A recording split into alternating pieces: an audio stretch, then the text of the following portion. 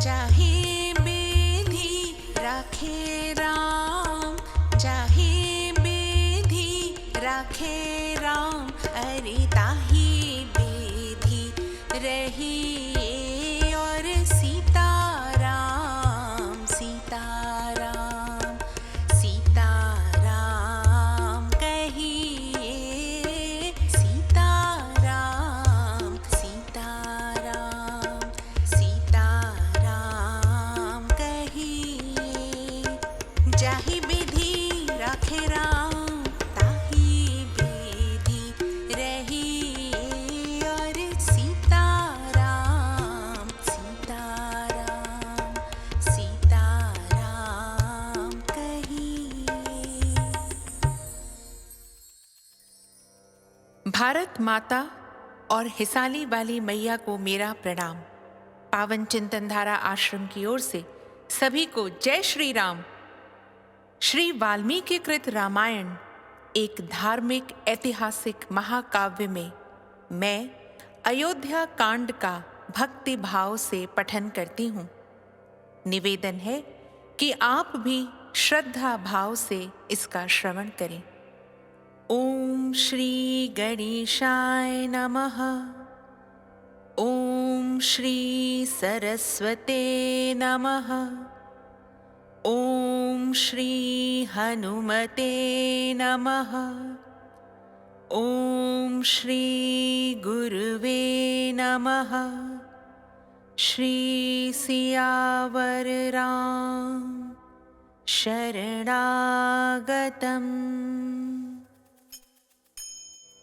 31वां सर्ग। श्री राम और लक्ष्मण का संवाद। श्री राम की आज्ञा से लक्ष्मण का सुहृदों से पूछकर और दिव्य आयुध लाकर वन गमन के लिए तैयार होना। श्री राम का उनसे ब्राह्मणों को धन बांटने का विचार व्यक्त करना। जिस समय श्री राम और सीता में बातचीत हो रही थी, लक्ष्मण वहां पहले से ही आ गए थे। उन दोनों का ऐसा संवाद सुनकर उनका मुखमंडल आंसुओं से भीग गया। भाई के विरह का शोक अब उनके लिए भी असह्य हो उठा। रघुकुल को आनंदित करने वाले लक्ष्मण ने ज्येष्ठ भ्राता श्री रामचंद्र जी के दोनों पैर जोर से पकड़ लिए और अत्यंत यशस्विनी सीता तथा महान व्रतधारी श्री रघुनाथ जी से कहा, आर्य, यदि आपने सहस्रों वन्य पशुओं तथा हाथियों से भरे हुए वन में जाने का निश्चय कर ही लिया है, तो मैं भी आपका अनुसरण करूंगा। धनुष हाथ में लेकर आगे आगे चलूंगा। आप मेरे साथ पक्षियों के कलरव और भ्रमर समूहों के गुंजारव से गूंजते हुए रमणीय वनों में सब ओर विचरण कीजिएगा। मैं आपके बिना स्वर्ग में जाने, अमर होने तथा संपूर्ण लोकों का ऐश्वर्य प्राप्त करने की भी इच्छा नहीं रखता।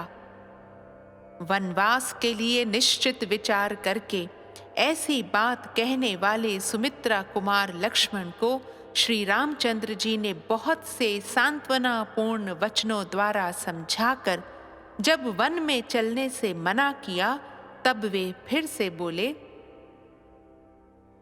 भैया, आपने तो पहले से ही मुझे अपने साथ रहने की आज्ञा दे रखी है, फिर इस समय आप मुझे क्यों रोकते हैं? निष्पाप रघुनंदन, जिस कारण से आपके साथ चलने की इच्छा वाले मुझको आप मना करते हैं, उस कारण को मैं जानना चाहता हूँ। मेरे हृदय में इसके लिए बड़ा संशय हो रहा है। ऐसा कहकर धीर वीर लक्ष्मण आगे जाने के लिए तैयार हो भगवान श्री राम के सामने खड़े हो गए और हाथ जोड़कर याचना करने लगे। तब महातेजस्वी श्री राम ने उनसे कहा, लक्ष्मण, तुम मेरे स्नेही, धर्मपरायण, धीर वीर तथा सदा सन्मार्ग में स्थित रहने वाले हो। मुझे प्राणों के समान प्रिय हो तथा मेरे वश में रहने वाले आज्ञा पालक और सखा हो। सुमित्रा नंदन, यदि आज मेरे साथ तुम भी वन को चल दोगे तो परम यशस्विनी माता कौसल्या और सुमित्रा की सेवा कौन करेगा? जैसे मेघ पृथ्वी पर जल की वर्षा करता है, उसी प्रकार जो सबकी कामनाएं पूर्ण करते थे, वे महातेजस्वी महाराज दशरथ अब कैकई के प्रेम पाश में बंध गए हैं। कैकई राज अश्वपति की पुत्री कैकई महाराज के इस राज्य को पाकर मेरे वियोग के दुख में डूबी हुई अपनी सौतों के साथ अच्छा बर्ताव नहीं करेगी। भरत भी राज्य पाकर कैकई के अधीन रहने के कारण दुखिया कौसल्या और सुमित्रा का भरण पोषण नहीं करेंगे। अतः सुमित्रा कुमार, तुम यहीं रहकर अपने प्रयत्न से अथवा राजा की कृपा प्राप्त करके माता कौसल्या का पालन करो। मेरे बताए हुए इस प्रयोजन को ही सिद्ध करो। ऐसा करने से मेरे प्रति जो तुम्हारी भक्ति है वह भी भली भांति प्रकट हो जाएगी, तथा धर्मज्ञ गुरुजनों की पूजा करने से जो अनुपम एवं महान धर्म होता है वह भी तुम्हें प्राप्त हो जाएगा।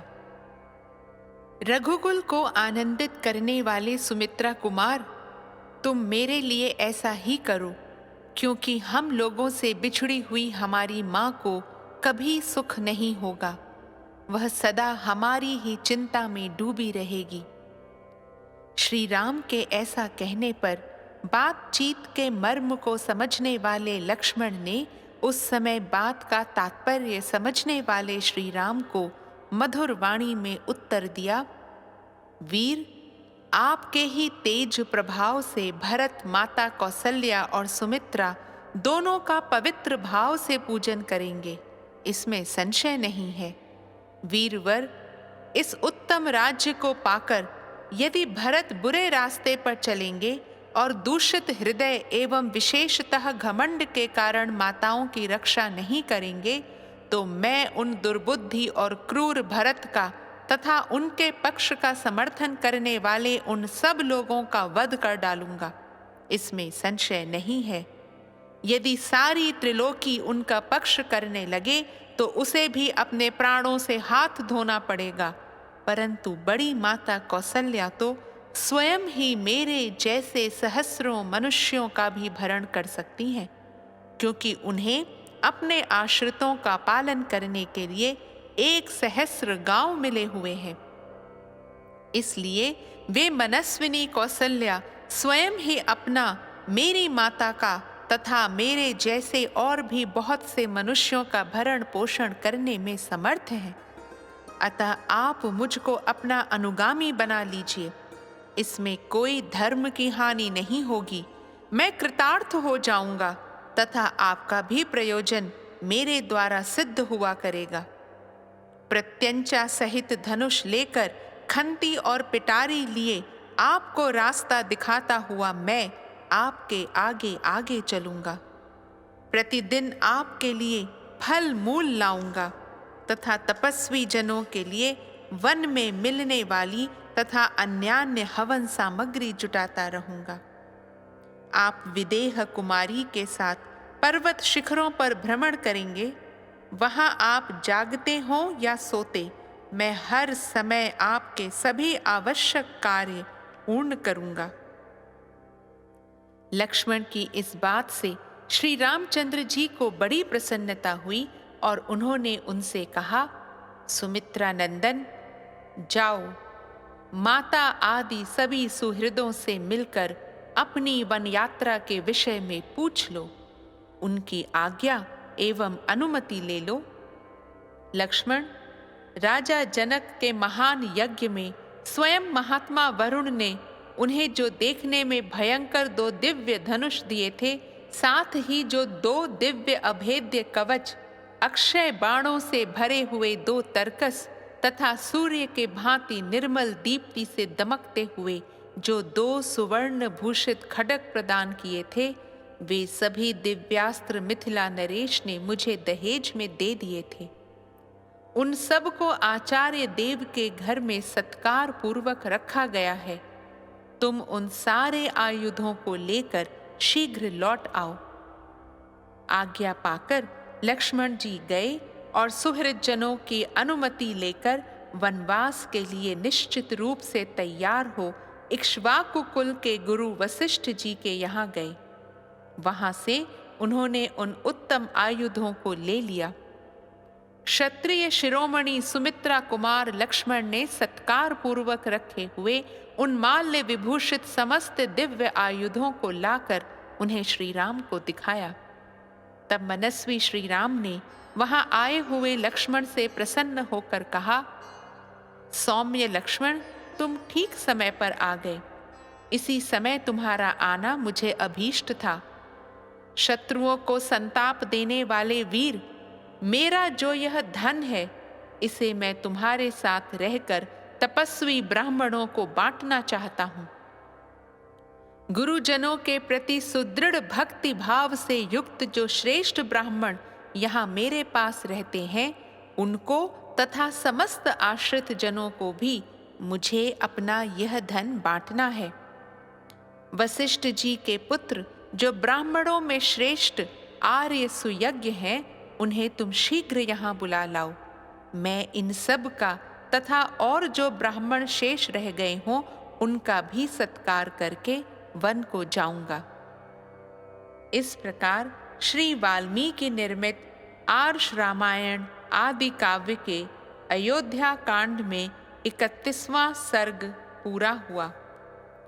राम रामेति रामेति रमे रामे मनोरमे सहस्रनाम ततुल्यम राम नाम वरानने। 32वां सर्ग। सीता सहित श्री राम का वशिष्ठ पुत्र सुयज्ञ को बुलाकर उनके तथा उनकी पत्नी के लिए बहुमूल्य आभूषण, रत्न और धन आदि का दान तथा लक्ष्मण सहित श्री राम द्वारा ब्राह्मणों, ब्रह्मचारियों, सेवकों, त्रिजट ब्राह्मण और सुहृदजनों को धन का वितरण। तदनंतर अपने भाई श्री राम की प्रिय कारक एवं हितकर आज्ञा पाकर लक्ष्मण वहां से चल दिए। उन्होंने शीघ्र ही गुरु पुत्र सुयज्ञ के घर में प्रवेश किया। उस समय विप्रवर सुयज्ञ अग्निशाला में बैठे हुए थे।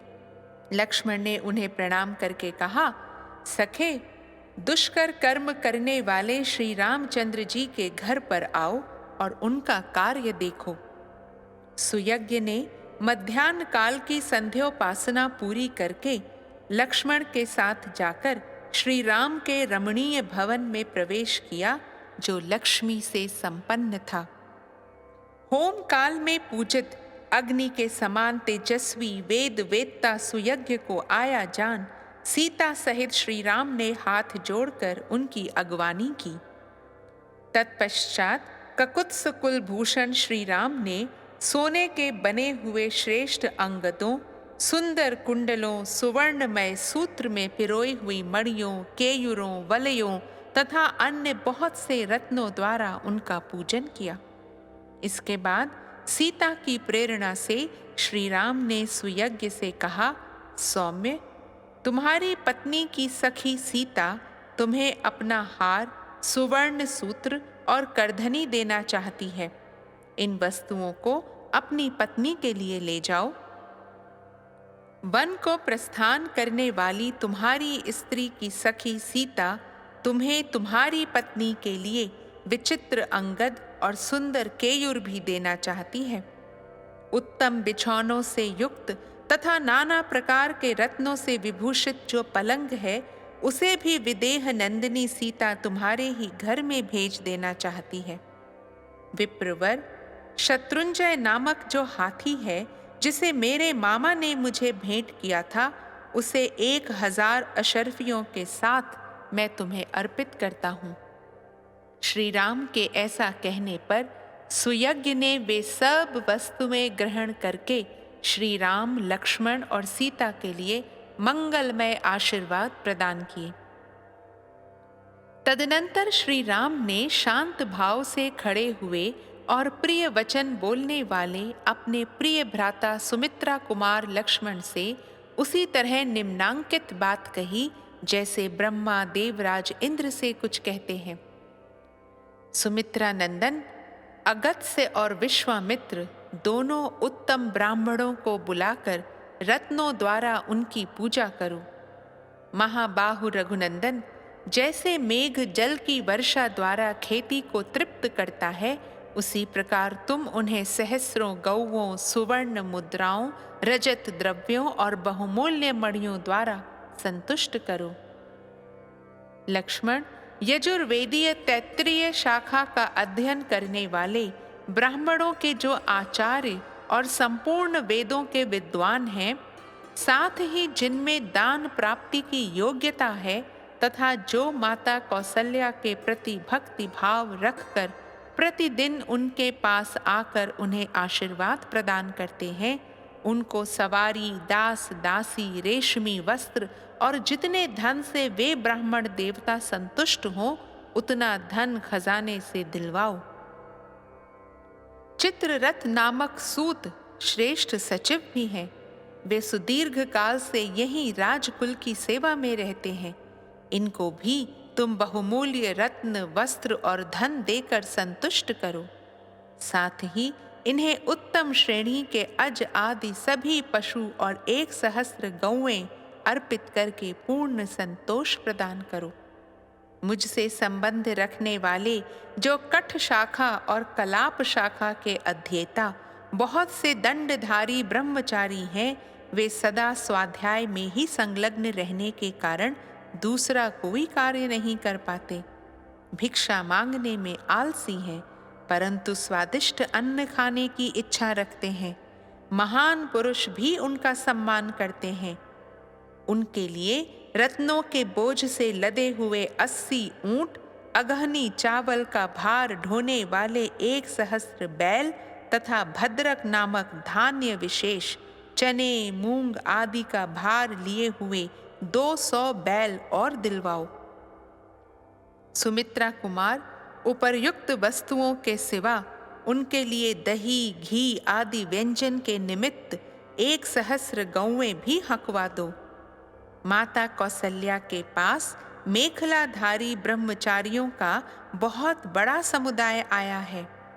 उनमें से प्रत्येक को 1,000 स्वर्ण मुद्राएं दिलवा दो। लक्ष्मण, उन समस्त ब्रह्मचारी ब्राह्मणों को मेरे द्वारा दिलाई हुई दक्षिणा देखकर जिस प्रकार मेरी माता कौसल्या आनंदित हो उठे, उसी प्रकार तुम उन सब की सब प्रकार से पूजा करो। इस प्रकार आज्ञा प्राप्त होने पर पुरुष सिंह लक्ष्मण ने स्वयं ही कुबेर की भांति श्री राम के कथनानुसार उन श्रेष्ठ ब्राह्मणों को उस धन का दान किया। इसके बाद वहां खड़े हुए अपने आश्रित सेवकों को, जिनका गला आंसुओं से रुंधा हुआ था, बुलाकर श्री राम ने उनमें से एक एक को 14 वर्षों तक जीविका चलाने योग्य बहुत सा द्रव्य प्रदान किया और उन सब से कहा, जब तक मैं वन से लौट कर ना आऊं, तब तक तुम लोग लक्ष्मण के और मेरे इस घर को कभी सूना न करना, छोड़कर अन्यत्र न जाना। वे सब सेवक श्री राम के वन गमन से बहुत दुखी थे। उनसे उपर्युक्त बात कहकर श्री राम अपने धनाध्यक्ष खजांची से बोले, खजाने में मेरा जितना धन है वह सब ले आओ। यह सुनकर सभी सेवक उनका धन ढो ढो कर ले आने लगे। वहां उस धन की बहुत बड़ी राशि एकत्र हुई दिखाई देने लगी, जो देखने ही योग्य थी। तब लक्ष्मण सहित पुरुष सिंह श्री राम ने बालक और बूढ़े ब्राह्मणों तथा दीन दुखियों को वह सारा धन बंटवा दिया। उन दिनों वहां अयोध्या के आसपास वन में त्रिजट नाम वाले एक गर्ग गोत्रीय ब्राह्मण रहते थे। उनके पास जीविका का कोई साधन नहीं था, इसलिए उपवास आदि के कारण उनके शरीर का रंग पीला पड़ गया था। वे सदा फाल, कुदाल और हल लिए वन में फल मूल की तलाश में घूमा करते थे। वे स्वयं तो बूढ़े हो चले थे, परंतु उनकी पत्नी अभी तरुणी थी। उसने छोटे बच्चों को लेकर ब्राह्मण देवता से यह बात कही, प्राणनाथ, यद्यपि स्त्रियों के लिए पति ही देवता है, अतः मुझे आपको आदेश देने का कोई अधिकार नहीं है, तथापि मैं आपकी भक्त हूँ, इसलिए विनय पूर्वक यह अनुरोध करती हूँ कि आप ये फाल और कुदाल फेंक कर मेरा कहना कीजिए, धर्मज्ञ श्री रामचंद्र जी से मिलिए। यदि आप ऐसा करें तो वहां अवश्य कुछ पा जाएंगे। पत्नी की बात सुनकर ब्राह्मण एक फटी धोती, जिससे मुश्किल से शरीर ढक पाता था, पहनकर उस मार्ग पर चल दिए जहां श्री रामचंद्र जी का महल था। भृगु और अंगिरा के समान तेजस्वी त्रिजट जन समुदाय के बीच से होकर श्री राम भवन की 5वीं ड्योढ़ी तक चले गए, परंतु उनके लिए किसी ने रोक टोक नहीं की। उस समय श्री राम के पास पहुंचकर त्रिजट ने कहा, महाबली राजकुमार, मैं निर्धन हूं, मेरे बहुत से पुत्र हैं, जीविका नष्ट हो जाने से सदा वन में ही रहता हूं, आप मुझ पर कृपा दृष्टि कीजिए।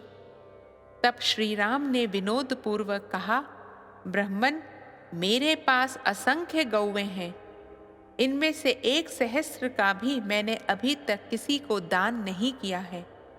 आप अपना डंडा जितनी दूर फेंक सकेंगे, वहां तक की सारी गौवें आपको मिल जाएंगी। यह सुनकर उन्होंने बड़ी तेजी के साथ धोती के पल्ले को सब ओर से कमर में लपेट लिया और अपनी सारी शक्ति लगाकर डंडे को बड़े वेग से घुमाकर फेंका। ब्राह्मण के हाथ से छूटा हुआ वह डंडा सरयू के उस पार जाकर हजारों गौओं से भरे हुए गोष्ठ में एक सांड के पास गिरा। धर्मात्मा श्री राम ने त्रिजट को छाती से लगा लिया और उस सरयू तट से लेकर उस पार गिरे हुए डंडे के स्थान तक जितनी गौवें थीं, उन सब को मंगवाकर त्रिजट के आश्रम पर भेज दिया। उस समय श्री राम ने गर्गवंशी त्रिजट को सांत्वना देते हुए कहा, ब्राह्मण, मैंने विनोद में यह बात कही थी, आप इसके लिए बुरा न मानिएगा। आपका यह जो दुर्लंघ्य तेज है, इसी को जानने की इच्छा से मैंने आपको ये डंडा फेंकने के लिए प्रेरित किया था। यदि आप और कुछ चाहते हो तो मांगिए। मैं सच कहता हूँ कि इसमें आपके लिए कोई संकोच की बात नहीं है। मेरे पास जो जो धन है वह सब ब्राह्मणों के लिए ही है। आप जैसे ब्राह्मणों को शास्त्रीय विधि के अनुसार दान देने से मेरे द्वारा उपार्जित किया हुआ धन मेरे यश की वृद्धि करने वाला होगा। गौओं के उस महान समूह को पाकर पत्नी सहित महामुनि त्रिजट को बड़ी प्रसन्नता हुई।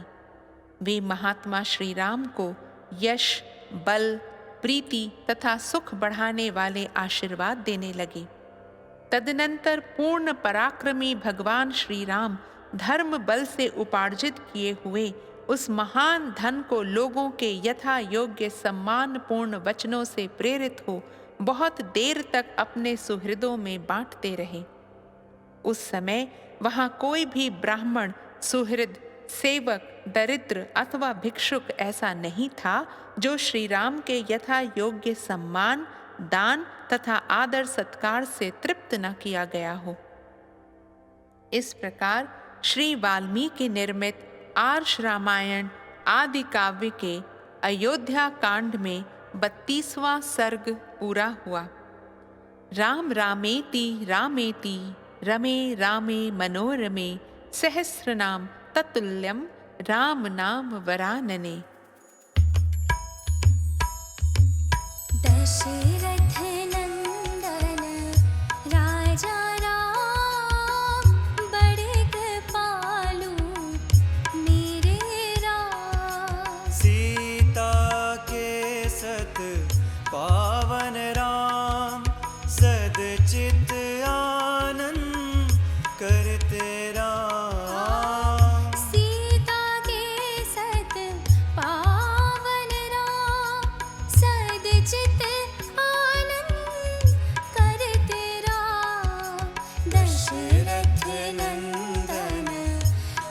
राजा राम